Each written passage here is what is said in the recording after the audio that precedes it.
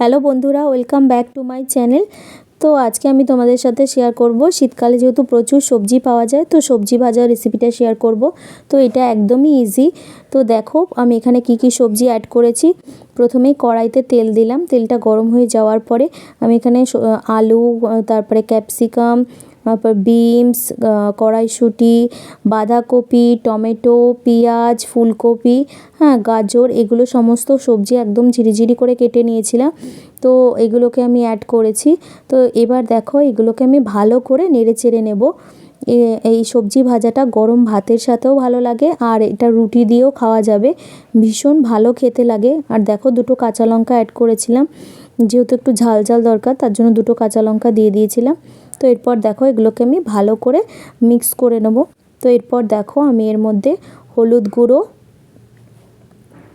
নুন আর গোলমরিচ গুঁড়ো অ্যাড করেছিলাম। গোলমরিচ গুঁড়োটা দিলে টেস্টটা ভালো হয়, সেই জন্য গোলমরিচ গুঁড়ো অ্যাড করেছিলাম। এখানে বেশি কিছু মশলা অ্যাড করার কোনো দরকার নেই, একদম ভাজা হবে, সেই জন্য বেশি কিছু অ্যাড করার প্রয়োজন নেই।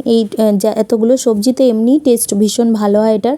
তো দেখো এবার মশলাগুলোকে ভালো করে এটার সাথে মিক্সড করে নিচ্ছি, একদম পুরো ভালো করে লাল লাল করে ভাজা করে নেব।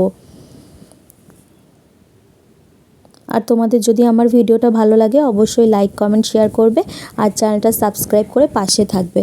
তো দেখো এখানে আমি ভালো করে সবজিগুলোকে নেড়ে চেড়ে নিচ্ছি যাতে মশলাগুলো প্রত্যেকটা সবজির গায়ে ঢুকে, সেই জন্য দেখো ভালো করে আমি সবজির মধ্যে মশলাটা ভালো করে মিক্সড করে নিচ্ছি। আর যারা সবজি খেতে পছন্দ করে না তো তাদেরও এই শীতকালীন এই সবজিটা ভীষণ ভালো লাগবে যদি এরকমভাবে ভেজে দেওয়া যায়। তো তারাও সবজিটাও খাওয়া হবে, প্লাস বিশেষ করে ছোট বাচ্চাদের, তারা তো যারা পছন্দ করে না যেসব বাচ্চারা, তাদেরকেও এরকমভাবে ভেজে দিলে তারাও ভীষণ ভালোভাবেই খাবে। এখানে বিট, গাজর, নানা রকমের পুষ্টিকর হেলদি সবজি আছে যেগুলো আমাদের খুব ভালো শরীরের জন্য। তো দেখো ভাজাটা আমার হয়ে গেছে, একদম পুরো খুব সুন্দর কালার এসেছিল একটা, আর খেতেও খুব টেস্ট হয়েছিল। তো দেখো ভাজা হয়ে গেছে, এবার আমি একটা প্লেটে এটাকে সুন্দর করে ডেকোরেশন করে নেব।